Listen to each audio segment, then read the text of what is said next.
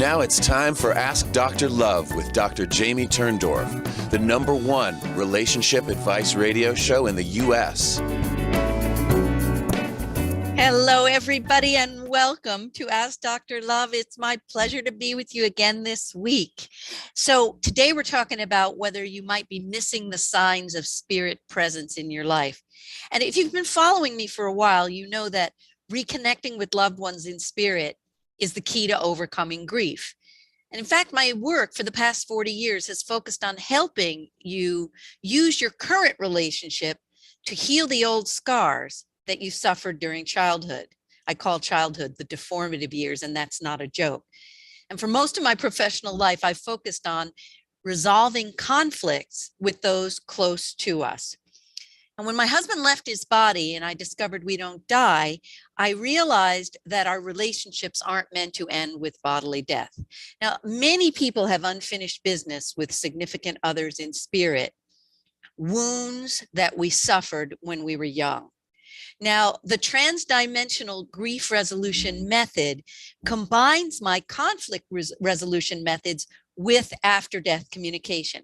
And the result is you can reconnect now and heal the wounds you suffered at the hands of any being in spirit. One of my patients said, I wish my mother would hurry up and die already so we can work it out. And that is no joke, because once in spirit, loved ones are more able to see how they messed up with us, and their own spiritual growth and evolution requires them to work it out with us. So it's a win-win for us and for them.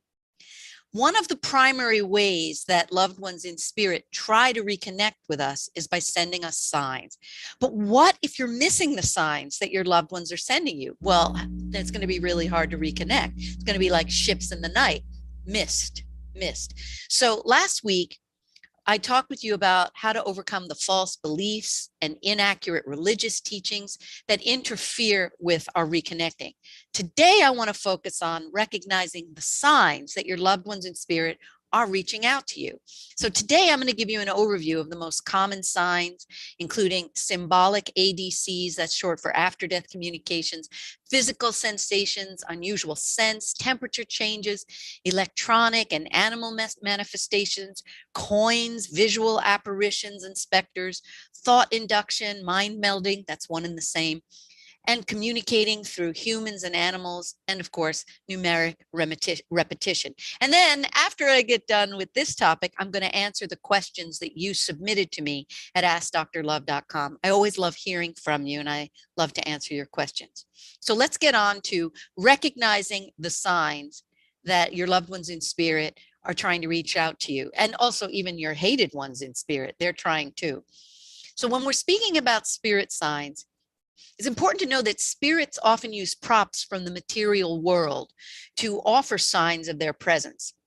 And it's important to recognize these signs so you don't miss all the cues that are being sent your way.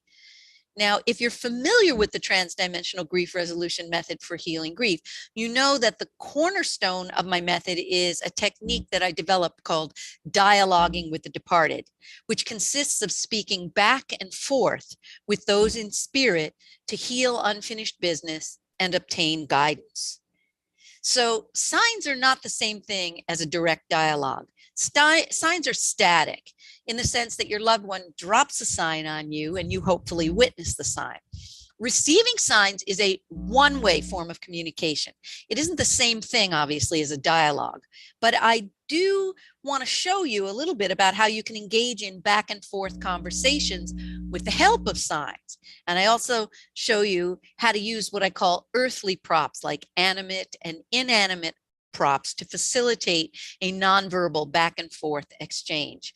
But before you can establish a dialogue using the signs and the earthly props, you have to recognize the signs. Once you're aware of the signs, then you can use the signs and the earthly props to engage in a back and forth dialogue between you and your loved one in spirit. Like, I'll just give you a quick example of what I mean. Animals, I've learned that animals will open their beaks or their bills once to say yes. So I'll say to a wild bird, if you understand what I'm saying, open your beak, and the bird will open its beak. And then if I want to use that bird as an open vessel, I would say, okay, Jean, if you're coming through the bird now, have the bird open its beak once, and then it will. So there, I'm having a dialogue with the help of this open vessel. Now, let's get back to the signs that are being sent your way. And I want you to be aware also that the signs, just becoming aware of the signs is sufficient to initiate reconnection for most people. And the signs, the signals of spirit presence are subtle. Spirits often have a way of remaining anonymous, so it's easy to overlook them. So don't expect to be bowled over, but also don't be shocked or frightened if you experience astonishing displays, because I know I have. The best way I have found to familiarize you with the signs is to give you examples from my own experiences with Jean, my husband in spirit. And I hope that my examples are going to familiarize you with the many signs that your loved ones in spirit are sending you to offer their presence, the confirmation of their presence. And I also don't want you to feel like an emotional orphan, because if your examples, what comes through to you doesn't seem, if your examples don't seem as exotic or outlandish as my own, don't think I'm an orphan, because Jean is pulling out all the stops because he wanted me to tell our story. He wants you to know without any doubt that the spirit lives on and that love never dies. So the signs that are over the top from Jean are not just for me, they're for you as well. And even if your signs feel subdued compared to the ones that I'm going to share with you, don't despair. Your loved ones are working up quite a sweat, if you can picture a loved one in spirit sweating, to signal their presence to you. And they're doing it all the time. And you're going to see, as your eyes are open, that your loved ones are continually sprinkling a trail of spiritual breadcrumbs, just to let you know that they're not only watching over you, but they're also yearning to continue a relationship with you. And they offer these signs to remind you that they are ready to do whatever they can to support you as you travel down the bumpy road we call life. They want to assist you in completing your personal and spiritual growth so that you can fulfill your divine purpose on earth in preparation for your next life in spirit. And by the way, there was a Harvard psychiatrist who I heard recently talking about the grieving process. And he said, oh, well, when patients talk about receiving signs, we know they haven't healed their grief. Well, that's ridiculous, because how many signs have I received in the presence of other people who have witnessed the signs and they weren't grieving? So they're not grieving. They're not in a grieving process, but they witness the signs. So I dismiss all that. Now, also, there's a whole new field of science where the scientists, the quantum physicists, talk about soul survival, and they're understanding now that the energy of the soul cannot be destroyed. Even Einstein knew this. So basically, some think that the energy is like ethereal soap scum and it just hangs around. This is not true either. The beings in spirit are completely aware of what's happening in our world, and their signs indicate that.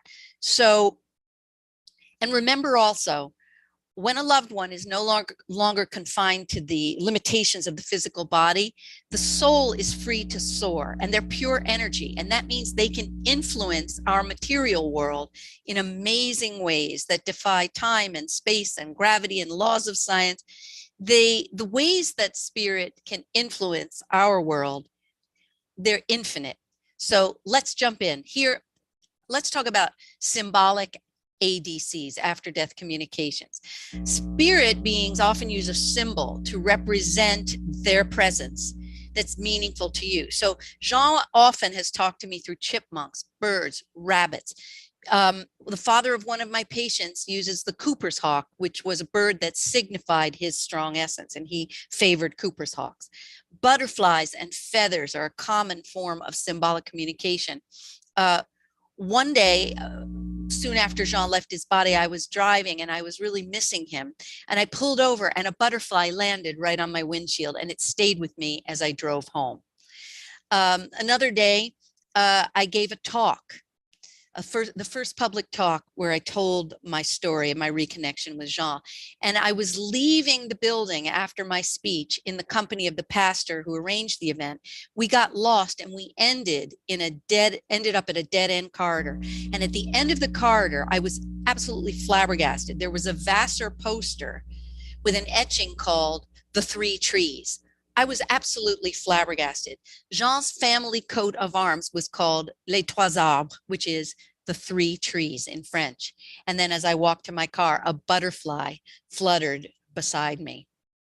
Now, another thing I want you to be aware of is the sensation of love. I call it waves of love. Because spirits are one with God and because God is love, you're going to often experience an overwhelming, overpowering wave of love when a loved one in spirit comes to you. And I'll often feel it, I describe it as a tidal wave of love. One day I was driving home and I felt that tidal wave of love. And I heard Jean say in my mind, this is thought induction or mind melding, don't worry, it will be fine. I had no idea what he meant.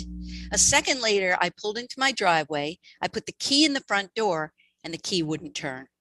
So Jean showed me in that manifestation that he knew what would be happening to me with the lock not turning. So it means they're aware of what's going on in the world around us. It also means that the future's already happened. Time doesn't even exist. He jumped ahead to see what was going to happen, really. So this was absolutely amazing. And then my landscaper just happened to be driving down my very small dirt road, and I flagged him down and he helped me get into the house. Another thing you want to look for is odd physical sensations. When your loved one in spirit is present, you might feel a sense of pressure or weight on you, a sense of heat or fire, or a warm glow or a surge of energy, especially in a part of your body that needs healing, or maybe a golden light pouring over you, or a flash of deep love or ecstasy. You might feel chills up your spine, or even tingling at the base of your skull or the top of your head, or a sensation of drafts, or even an actual temperature change in the room, a gust of wind rushing through you. Maybe even goosebumps will sprout on your skin. And you may also feel like a spirit is touching you. I've had that feeling on more than one occasion. So each time Jean or a loved one in spirit from one of my patients enters me, I have goosebumps and I feel a chill running up my spine. Also, keep your eyes open for inexplicable physical miracles, right? One day, I was so annoyed that the vacuum cleaner was not retracting, the power cord, it wouldn't retract. And I took it to a repair shop and the guy said, the clip inside is broken. No way to fix the problem. The next day I used the vacuum and I could feel Jean saying to me, I fixed it. And sure enough, I pulled the spring held mechanism and the cord retracted like a charm. Physical miracle. Also, keep your eyes peeled for what I call electronic love notes. Spirit beings use whatever means are available to let you know they're present, to reassure you that they're aware of your thoughts, your feelings, your needs, your wishes, and even to convey messages to you. And again, because they're pure energy, they easily affect electronic devices. Their electrical frequency affects the frequency of our electronics. Electric lights may turn on and off. Recently, I had a flood in my house and I turned off every light and left the house in the care of the contractors. And that night when I returned home, the chandelier in the room where there had been a flood was ablaze. And Jean often uses lights to signal his presence. So it made sense to me that he illuminated the chandelier because it was the one lighting device that wasn't working in the flood. So he was telling me, I'm helping you, I'm here, I know what's happened. In fact, one day I was having trouble with the septic system at my house, and a beloved patient of mine, Candy, who became one of my coaches, she said that when she arrived at the house, she saw Jean standing outside looking at the ground. She didn't know that I was having septic trouble, and where she told me he was looking is right where the septic tank was. Amazing, right? Now, here's another one. I call this the radio wave hello. I've heard, and I'm sure you've heard of stories, or maybe you've experienced stories where your loved ones will broadcast their presence by playing a song at a significant moment, or turning up the volume on the radio, or turning the volume down all on its own. Jean's done this many, many times using CD players. And because loved ones in spirit retain their essence, you're going to see them create signs that are in keeping with their essence. Jean was an imp, always was. And one time I went to a massage therapist in New Jersey, and I heard Jean telling me, I'm going to turn the music on and off on her CD player, and I'm going to raise and lower the volume, just so you know I'm with you.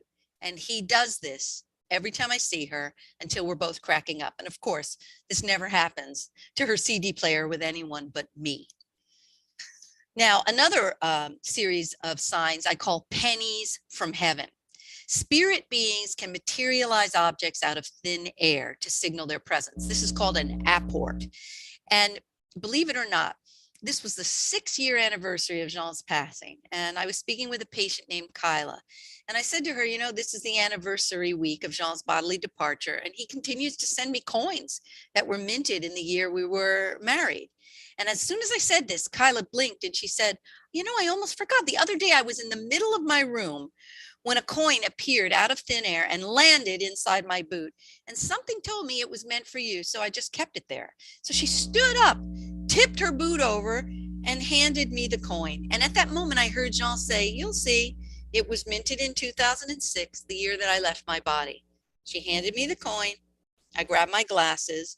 Sure enough, it was minted in 2006. So pay attention to the date on any coin you find and to any object in your path that seems out of place or that wasn't there before. Now, another way that loved ones come through is through birds and instincts, because they're mobile. So your loved ones can kind of take advantage of wherever they are. Recently, I took a road trip to see my sister. This was just a couple of weeks ago, and I had been estranged for several years from her. And I felt Jean saying that he was going to be with me throughout this trip. I approached my car in the parking lot, and at the same time, a female cardinal landed on the passenger side mirror. And I said, hello. I was practically nose to nose with her. And I registered Jean was confirming that he's with me, which is what I had just heard him say. And then I looked up and I saw that a male cardinal had landed right next to the female because she had flown to a branch now just above the car. He landed right there and he leaned down and kissed the female on her beak. Now, this amazing manifestation was Jean's way of reminding me of our first date to the Bronx Zoo. In the aviary, we saw 2 lovebirds kissing on the beak, and Jean thought that was so adorable. So this was Jean's private message, using the bird to say to me, I'm with you on this trip, and it's going to be like a date. And at my sister's, when I arrived, we smelled a very sweet scent. That's called the scent of sanctity. She smelled it too. And then I heard a ding, and a mystery text appeared on my phone, and it said, I just love you. Miracles, they're everywhere. Another way loved ones come through is through license plates. I had friends in Millbrook, where I used to live, and they were a gay couple, Don and William. And they told me the most amazing thing. One night, William had a dream in which he saw Jean sitting at a bar stool in a bar. And William, in the dream, asked him, what are you doing? And he said, I'm saving a place for Jamie. Now, William told this story to Don as they were leaving a restaurant. And as they stepped into the parking lot, a car with a license plate that read Jamie passed right in front of them. These synchronicities are not accidents. These are your loved ones maneuvering all the different elements in the matrix to get their messages out. I'm here. Now, visions. Visions is another way you receive signs. Very often, Jean and other spirit presences will reveal themselves in the form of visions. Since Jean left his body, I have begun receiving frequent psychic messages during sessions. He opened the door to the spirit realm, and since then I've received a constant parade of spirit visitors banging down my door in order to search my assistants out, to help them bring peace to my patients, to help my patients reconnect, to help my patients heal unfinished business. One day, a patient named Dara came into my office. She was really sad. She told me her doggie had just left his body the night before. I had a vision immediately of a yellow dog, and I asked her if her dog who just left his body was yellow. She said no. I thought, uh-oh, I'm slipping. But the next thing I saw was another dog, showing me 2 enormous, huge front paws. So I asked Dara why this dog was showing me his 2 front paws, and she burst into tears. And she said that her dog that had just left his body was missing his 2 front paws. And I teared up because that sign reaffirms through the vision I was given that we are restored to perfect health in our spirit bodies. And she did add, by the way, that the yellow dog was the dog who had left his body years before. So the yellow dog that I saw first was acting as the ambassador for the doggie who had just left his body. Now, here's another one. This one I call Houdini. On many occasions since Jean left his body, I've seen objects move, appear, and disappear.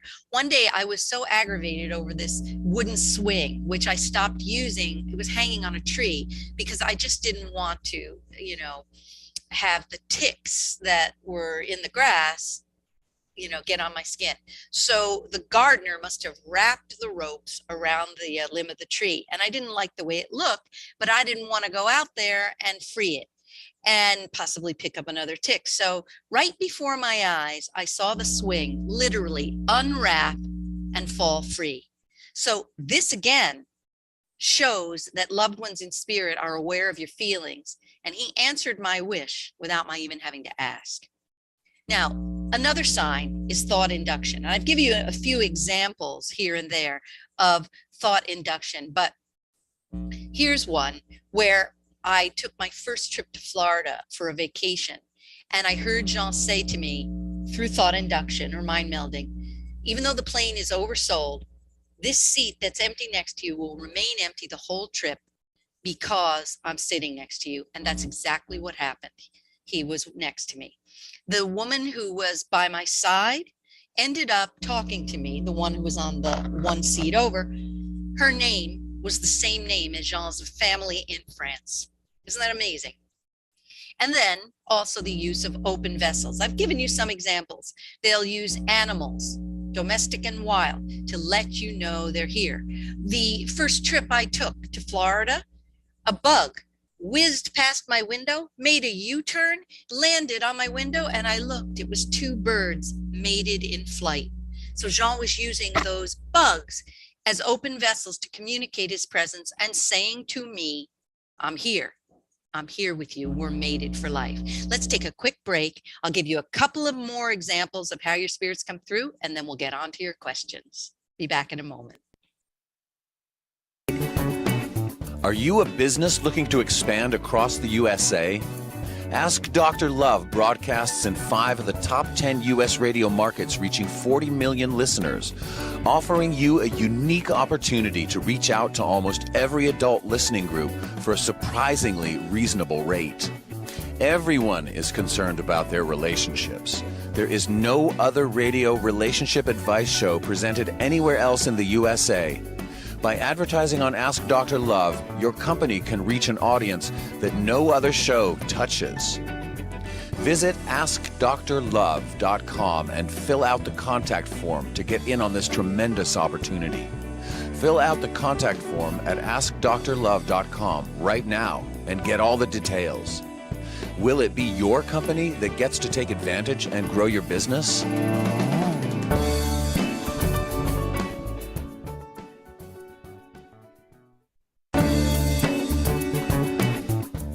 You're listening to Ask Dr. Love with Dr. Jamie Turndorf.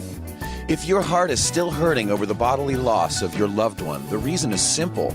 We're not meant to be separated from those we love, and reconnecting is the only way to end the grief. But reconnecting and staying connected requires guidance. As a gift to her listeners, Dr. Turndorf is offering a limited number of discounted grief relief sessions to help you reestablish a relationship with loved ones in spirit and resolve any unfinished issues. If you're ready to experience the healing and joy of reconnecting, visit drjamieturndorf.com/grief relief to schedule your session. But don't wait, space is limited. Visit drjamieturndorf.com/grief relief to find out more. And now, back to Dr. Turndorf.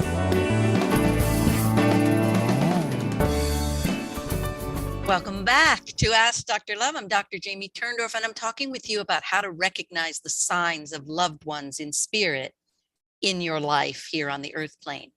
And before we took the break, I was giving you an example of how loved ones will often come through insects and birds. but also they can come through what I call human open vessels. So children are naturally open, the disabled, the homeless, the elderly, the terminally ill. They're closer to spirit already. They're closer to leaving their bodies, easier for them to be reached. And even those who have mental illness, we're more broken down, which breaks us open to spirit. So I had a friend when I lived in New York named Anne. She was very stoical. You know, if her kid got run over by a bus, she wouldn't even cry. Very stoical. We went out to dinner one night right after Jean left his body. And all of a sudden, tears formed in her eyes. And she said, "I wish I had a camera. You look so beautiful tonight. I wish I had a camera to preserve how beautiful you are." And tears were in her eyes. I was so flabbergasted. Jean said that to me every now and then. He'd have tears in his eyes and say, "I wish I had a camera." So unbelievable. Be aware of these subtle ways that your loved ones come through. Also, be aware that they know your thoughts, feelings, needs, and wishes, and they will signify this to you through signs. For example, I went out to a restaurant and I saw some lilies growing, and I silently thought, you know, tomorrow's my birthday. You always gave me roses or carnations. I love the scent of lilies. I will never receive lilies from you ever again. The next day, the doorbell rings. 1-800-Flowers is delivering me a bouquet of lilies. How did it happen? My acupuncturist said she received a message from Jean, send her lilies. Unbelievable. Be aware. Be aware. These gifts are all around you. Dreams. Loved ones will also give you signs of their presence in dream visitations. Jean stepped into my dreams many times. When it happens, it doesn't feel like an ordinary dream. It's sort of like we interrupt this broadcast to bring you a special message, and then they step in. One time, a patient of mine, Teresa, was going through a really painful divorce, and she said to me she had a dream in which a man stepped in the middle of the night. He was sitting beside her bed, and she said he had the most angelic, gentle smile, and he sent her the message, everything will be fine. I picked up my photo album and I said, was this the man? And she said, yes. She had never seen Jean before. I had never had any photos out in the office. And so Jean was reassuring her. And Jean always told me, now do you understand why you're Dr. Love? Because all the millions you love and touch, I can love and touch them through you. So he touched my patient, Teresa, and brought her comfort. Also be aware of how they come through during twilight states. When your mind, your conscious mind is asleep, your superconscious mind is awake. And a twilight visitation, just as you're awakening or just before you're falling asleep, is a very easy time for them to come through. You're almost in a trance and they will come through. So be aware of that. Specters also is another way that they bring you signs of their presence. A patient of mine said that when her husband left his body, she saw a whitish kind of specter that floated up to the corner of the room, and then she heard my sweet Rue, and then the specter was gone. Candy, my patient who's also a coach, said that one day she saw her cat behaving very strangely and staring at something. She took a photo of him, and in the photo she could see lots of specters, specks, and orbs that the human eye couldn't perceive. Because spirit vibrates at a higher speed than we do, sometimes you might just see a flash across your field of vision, and sometimes you might not even perceive them because they're moving at such a higher speed. Also be aware of the sounds of spirit. Jean has over the years produced many inexplicable sounds, creaking floorboards, door chimes ringing, couches creaking. So listen for those sounds of spirit. And also be aware of the scent of sanctity. I gave you an example earlier in the show in which I smelled the sweet scent of sanctity, and then I got that electronic love note from Jean. One time I was sitting next to a highway, nothing but car fumes, when I said to my friend, I feel Jean is with us. And suddenly she said, I smell the sweetest perfume. The scent is like gardenia, jasmine, lilies. It's nothing like anything we've ever smelled on the earth plane. Also, they bring us signs to let us know that we're safe. They do things to keep us safe. I heard the most amazing story from a patient who said that a grandfather had left his body the week before. He was in perfect health. And the next week, The grandson was in the back seat of the car, and unbeknownst to the parents, he had unclipped his seatbelt, and they got into a car crash, and the boy was careening toward the front, and he was going to go right through the windshield when he said he felt an arm pull him back. That was Grandpa in spirit, knowing the accident was coming down the turnpike. Literally, he left his body to protect him. Also beware of repetition. They will repeat what they want you to remember. And they will also often rhyme, and you'll hear it over and over and over again. In addition, they will use recurring numbers, letters, and dates to get your attention. Right after Jean left his body, he kept showing me license plates, DGS, Do God Service. Saw it 10 times a day, 15 times a day, different cars. Can't be an accident, right? So the examples I've given you are just to show you the many ways that the spirit of your loved ones can manifest themselves to you. No doubt there are even more ways than I have mentioned. I'm going to see more ways in the years to come. So are you. So keep your mind, the eyes and ears of your heart open, all your senses alert to the blessings and the miracle of spirit contact. And the point is, you need to know that you're not meant to be separated from those you love. And reconnecting and staying connected is the only way to heal your grief and, if needed, heal your unfinished business by dialoguing with them. So let's get on to some questions. And remember, submit new questions to me at askdrlove.com/questions, plural, so I can keep on helping you. All right. This one is the first one I'm going to answer. I don't know from where to start, and I'm going to read the questions as they come through to me. I'm not going to fix the grammatical errors because a lot of people are writing from all over the world, and you'll get the idea. So I don't know from where to start. My partner gets angry at small things. I really cannot understand what he wants sometimes. Sometimes he makes me the happiest. Other times he makes me feel worthless. He is in hotel management and currently working very hard for his internship. And I send him a text every single day because I really want him to know I'm here with him. He had a very traumatic past. His real mom abused him, and he has a stepmom. His dad loves him. He was very good at the start of the relationship, but now I feel like he has changed.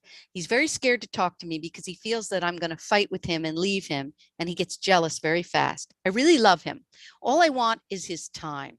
I feel like I'm detaching from him because we don't talk much, and I really want him to be part of my life. And he gets angry at one thing, and then that thing is going to extend up to 1 week, and it's very hard to keep him happy. No matter how hard I try, he still gets upset. I really don't know. Should I put effort in this relationship, or should I just leave him? I love him, but I don't know if he does. What should I do? Okay. So we're dealing here with a very injured person. He flip-flops from being the wounded child to being the abusive parent he grew up with. Very common in people who've been victimized. They have two sides to the self, the victim and the abuser. When he makes you feel worthless, he's becoming the abuser and doing to you what was done to him by his abusive mother. But he's not only been abused, he was also abandoned. So he's afraid to speak directly with you for fear that you will abandon him as well. So I think he stores up his feelings associated with things that you've said or done that didn't land right.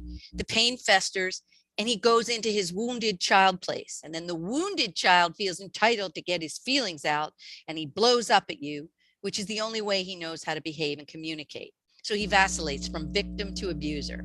So the first thing you need to realize is that you're trying to make someone happy, and this is not in your power to do. This guy needs serious therapy. So I would encourage you to lay out for him exactly what he is doing, because up till this point, he hasn't really known what he's doing. You tell him that he is arranging to get you to abandon him the way his mother abandoned him. Tell him he behaves like his mother. And when he's angry, he becomes abusive like his mother and belittles you and gives you the silent treatment for weeks on end. And I would tell him that he's recreating his past by dumping on you the way his mother dumped on him. And he is, on the one hand, getting out his anger at her, which feels good to him. You become the mother who he beats up. But by mistreating you, he's going to end up pushing you away permanently and reliving his abandonment pain. And I would tell him that if he wants to keep this relationship, he has to get therapy. And I would also encourage you to no longer reward his mistreatment of you. And by reward, I mean give his mistreatment no attention. The minute he starts to belittle you, you put up your hand and you say, "You may not speak to me that way." When you are calmed down and ready to describe with no verbal attacking what I said or did that didn't land right, I will listen and do my best to understand you. But I am no longer going to give you any attention when you mistreat me. Walk away, hang up, end the text. He needs to be trained by you regarding what he may and may not do to you. Now, remember, nobody set limits on his mother, so he learned that abusive behavior is acceptable, and he has modeled after her behavior, and now he needs limits. And if he doesn't straighten out his behavior toward you, you need to do more than detach emotionally. You need to step away from him. Now, I want to remind you, you may love him, but you have to love yourself more. I want to hear from you after you do what I've suggested, and let me know how you make out. Believe me, I've healed many patients with this kind of an intervention. And if you can state what I said and follow through, we have hope here. Okay, here's the next question. Hello, I have been seeing a guy regularly for 4 months now. We see each other once a week due to our busy schedules, and we are okay with that. He and I have expressed that we haven't talked to or gone on dates with anyone else. Last week, we were talking about where this was headed again. We check in with each other, and this time he brought up some concerns. He said things felt forced sometimes and that there have been bumps along the road that he thinks was too early. I tried to ask him for examples, but he couldn't express it. Then he went on to say that he says this may be just his insecurities, seeing that he sometimes thinks that he is unworthy of me. He also said that he wants a relationship and knows he wants one, but when it comes time, he thinks that he isn't ready. I don't know what to say to him. I do have feelings for him, but I know he needs to figure himself out first, seeing that he thinks these are insecurities. He doesn't want to be in the gray zone for much longer, and I agree. If we have to go our separate ways, I'll be hurt, but it's for the best if he is not fully certain and has these insecurities. Should I check back in with him the next time I see him, or do I give him a couple of weeks? If I do talk to him, is there anything I should or shouldn't say to him to help him make up his mind? Okay, great question. So I hear that he's waffling, and I suggest that you tell him that since he suspects it's his insecurities and feeling unworthy of you that is giving him the cold feet, the only way to resolve the impasse is for him to talk to you honestly about his insecurities and his feelings of unworthiness. And I tell him also that most of us have these feelings, and they stem from when we were very young. Things that didn't go right for us when we were young leave scars. And for example, let's say he was the youngest sibling. He may have felt dumb and inadequate when comparing himself with the abilities of an older brother or sister. And that feeling of inadequacy could stay with him and will stay with him throughout his life until he unearths the original wound and heals the origin of the wound. And that's just one of many possibilities that could cause the feelings he's having. And the fact that he cannot cite you doing anything now proves to me that his reactions are coming from before. You know, my core therapy method focuses on helping everyone use the intimate relationship to heal the old scars we all carry from childhood. And when the scars are healed, we're able to move forward and have happy and healthy relationships. And by the way, if you want to check out my book, Kiss Your Fights Goodbye, it'll give him and you clues as to the origin of his old scar. I have an entire chapter in that book, very unusual, where I list all the kinds of injuries we suffer when we're kids, and then how that injury reveals itself in our adult relationships. So I would tell him, you guys should make no decisions about the relationship until you've worked together to heal the wound that's causing his insecurities. And why end a good relationship when I think it's his buried wound, not the relationship, that is causing the problem? So let me know how you both do. All right, take a brief break. I'll be back in a moment. Are you a business looking to expand across the USA? Ask Dr. Love broadcasts in 5 of the top 10 U.S. radio markets, reaching 40 million listeners, offering you a unique opportunity to reach out to almost every adult listening group for a surprisingly reasonable rate. Everyone is concerned about their relationships. There is no other radio relationship advice show presented anywhere else in the USA. By advertising on Ask Dr. Love, your company can reach an audience that no other show touches. Visit AskDrLove.com and fill out the contact form to get in on this tremendous opportunity. Fill out the contact form at AskDrLove.com right now and get all the details. Will it be your company that gets to take advantage and grow your business?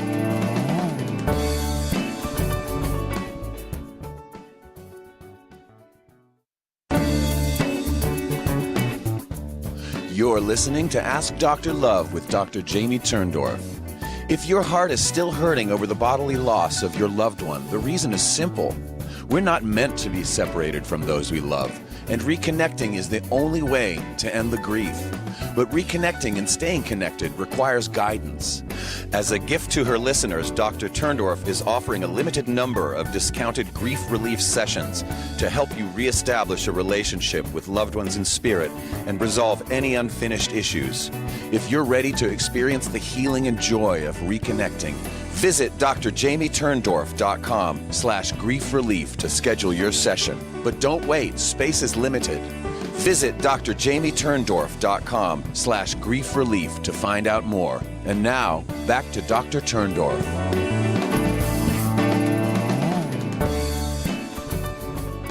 Hello again, and welcome back to Ask Dr. Love. I'm Dr. Jamie Turndorf, and I'm answering the questions that you submitted to me at AskDrLove.com. And you know, think about these questions as relating to you. We're really all one. Whatever issues one person suffers with, you have suffered in the past or you will suffer. So partially identify with whomever I'm speaking to in the given question. Put everything I say in your memory bank. It will help you too. Here's the next one. When you love someone who is already in relationship with another girl, and for that person you are also as important as his girlfriend, what should I do? Okay, so I think you're saying you love someone who has let you know that you are as important to him as is his girlfriend. Now, even if it's true that you are as important to him as his girlfriend, the fact remains you are not his girlfriend. The other woman is. And you asked me what you should do. So it's not clear what you're asking me. Are you hoping he'll give up his girlfriend and make you his girlfriend? Are you hoping to win the person you love away from his girlfriend? Well, the guy has apparently made a choice. You are the third wheel. You are in a love triangle. And I know it's painful for you to be yearning after someone who is not available to you. And I know this is not an easy situation. Now, in many ways, your story reminds me of the original love triangle that happens in our first families. It's part of the normal growing up process for every kid to fall in love with the opposite sex parent and hope to win that parent for yourself. That is, if you're straight. If you're gay, you might fall in love with the same sex parent and hope to win that parent away from the other partner. Now, this pattern occurs in all cultures. It's called the Oedipal complex when a boy is involved and the Electra complex when a girl is involved. Now, eventually the conflict is resolved by the child realizing that the parent belongs to mom or dad, his life partner. And the resolution of the complex comes when the child says, well, I'm going to grow up to be just like dad and just like mom and find a girl or find a boy just like mom or dad. So you basically give up the unattainable object and choose someone like the parent that you model after the one, you model after the parent and you say, I'll choose someone like the one he's chosen. That's the ideal. But often the ideal doesn't happen and we derail. And the result is we never resolve the Electra or the Oedipal complex. For example, I knew a psychoanalyst who always fell for married men. She was always in an insolvable love triangle. Why? Her relationship with her father was a very incestuous one. emotionally incestuous. She was like his surrogate wife. They'd go out dancing while mom stayed home. So in other words, she never had to give up the dream of winning her father, because in a way she had him for herself. And so as a result, she didn't let her father go and choose to marry a man like her father. So she was forever trapped in the pattern of falling for a married man she couldn't have. Your story is similar to that example. You're in love with someone who's attached to another. And I bet if you think back into your early life, you're going to find that something went wrong and that something prevented you from resolving the Electra complex. Maybe your father was unavailable or abandoned you in the family. This experience could also cause you to go after a partner who isn't available to you. Now, you asked me what to do. So the real answer for you is to do some soul searching and find out why you're so attached to an unavailable partner. Dig deep and find the original wound that has set you up for this love triangle today, and then work on healing the original wound. And the healing of that wound is going to set you free of this pattern, so that you're not going to keep falling into the pattern of pining after an unavailable partner. Okay?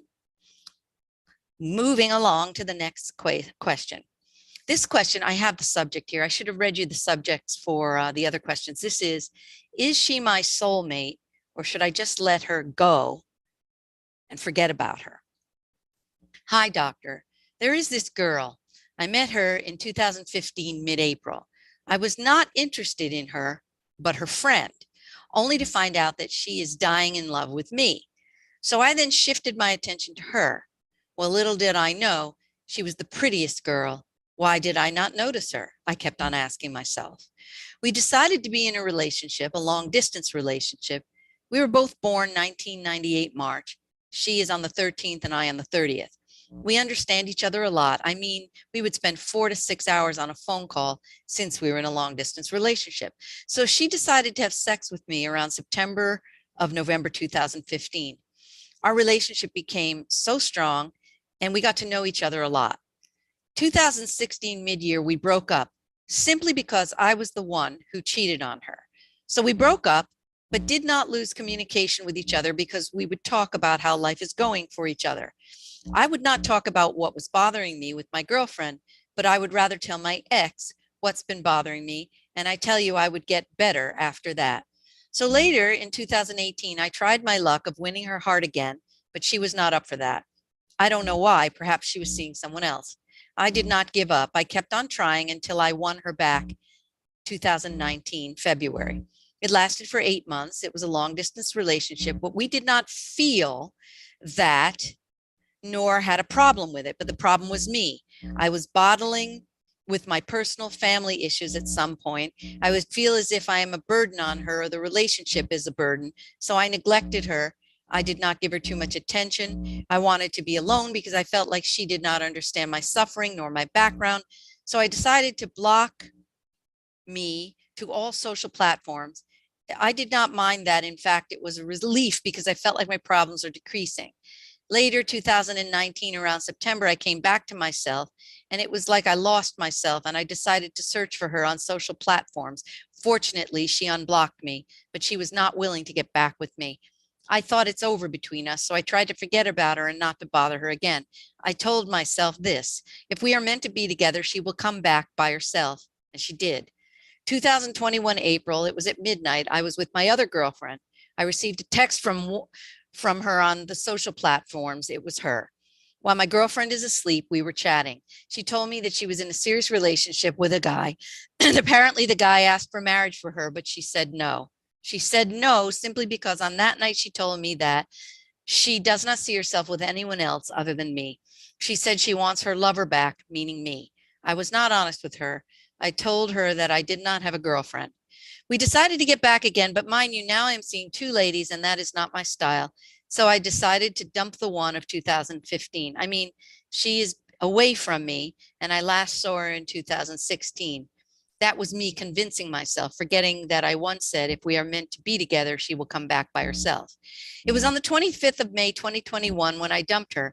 But after a week, I started regretting my decision, and I regret it up until today. I still regret my decision. I'm not seeing anyone simply because I feel like I should wait for her, but she does not know, nor I know how she does not know how I feel about her, nor I know how she feels about me, nor is she willing to talk to me again. But she is my soulmate.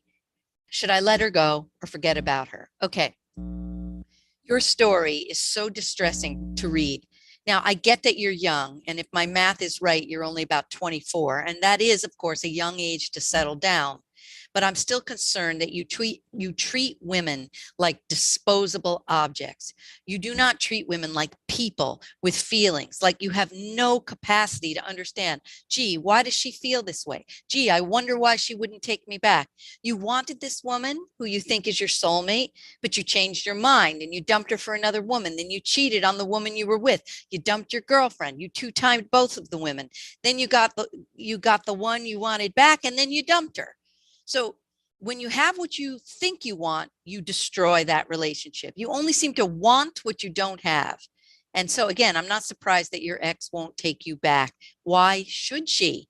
You've given her no reason to trust her. Now you're wondering if your ex is your soulmate.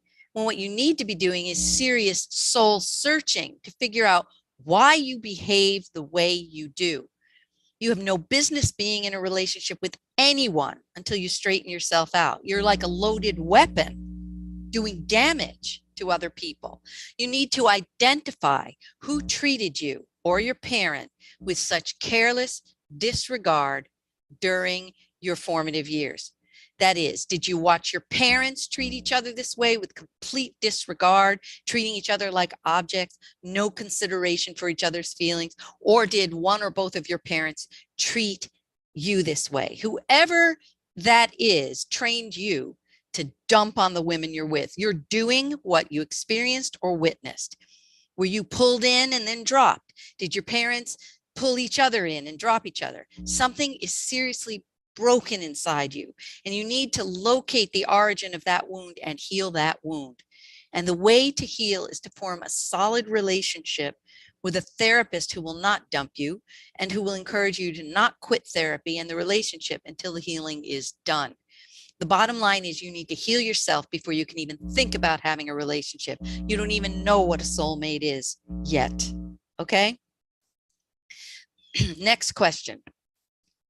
Will my boyfriend's parents not approving of us living together harm our relationship? This is a really great question. Here it is. I've been planning on moving in with my boyfriend for over a year now. We're a few months away from it, and I found out today that his parents vote no on me moving in. They don't hate me or anything, but their logic is he's paid for his house and everything he owns alone for the past 3 years, so he doesn't need my help.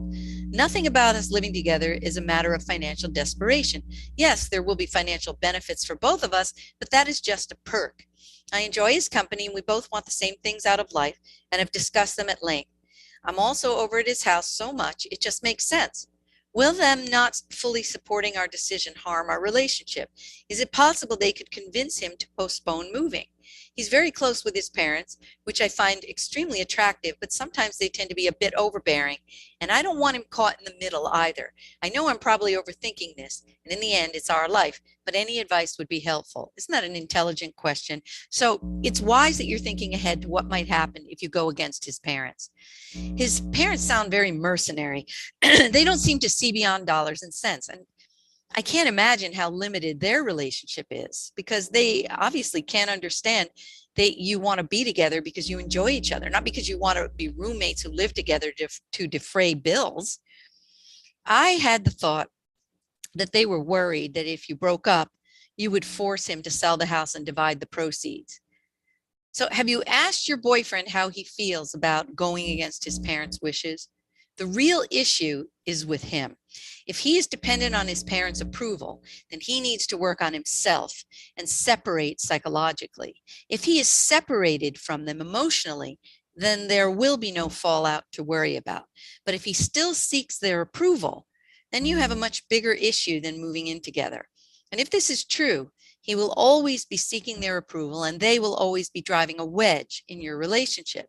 So ask him how he feels about their dictating to him. And how would he feel if he makes a choice that goes against their wishes? Ask him that. You get the idea. If he admits that it's a problem for him to not follow their wishes, then I encourage him to do some therapy ASAP.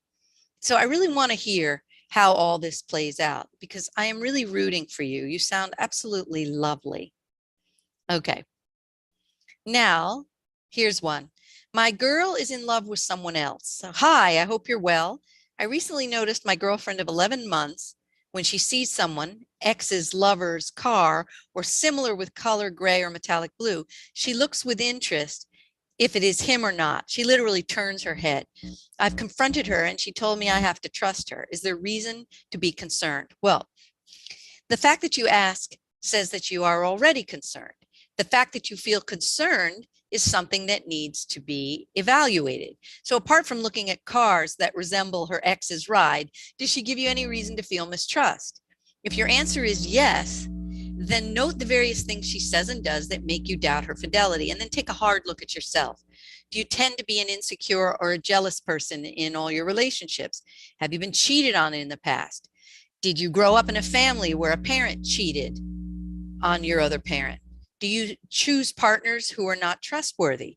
So it's important to know that much of the insecurity we feel in our relationships can be what I call an inside job. By this, I mean the feelings are coming from inside ourselves, from our own past and the injuries we suffered. So if our parents neglected us or outright abandoned us, that sets us up to feel insecure in our future adult relationships. The mind thinks, if my own mother or father didn't stick around, how can I trust someone who isn't a blood relative to be true to me? And when we have a history of abuse and neglect, we're prone to choosing partners who give us another dose of the same familiar treatment. Familiar pain is preferable to the unknown, unfortunately. And we can also behave in ways that induce the other person to treat us in ways that we are accustomed to. So for example, if you're used to being dumped, you'll be braced for being cheated on, and then you're going to see danger and red flags everywhere, and you could easily accuse your partner of cheating even when he or she is not. And eventually your accusations can actually cause the other person to do what you have suspected them of doing. And I've actually had patients say, well, since I keep being accused of cheating, I might as well cheat already. So I've given you a lot to explore. If you find out that your fear is an inside job, get some therapy so that you can heal the source of the insecurity. You know, I don't do a lot of private therapy anymore, but anyone who feels that you need help from me, you can do a one-time discovery session with me. You can find those one-time sessions at askdrlove.com. The discovery session is where I kind of dig in and help you figure out where the problem originates and give you a path forward to healing it. I also do the energetic system upgrade, also a one-time session where I help you kind of recalibrate energetically to come back into your life with more clarity and joy and purpose. If you're not sure where you're going is right. The sessions are similar but different, but all roads lead to Rome. And of course, the grief relief session that I've been offering to help people reconnect and heal unfinished business with loved ones in spirit. Because, you know, all these questions that we're talking about exhibit problems that we've had that stem all the way back to our deformative years. And sometimes we don't have a chance to work it out with our parents or whoever else we had trouble with. But we do have a chance now through the transdimensional grief resolution method and dialoguing with the departed. You can heal the unfinished business that you're dragging into each new relationship and finally free yourself so that you're ready for love, endless love. I will see you next time on Ask Dr. Love.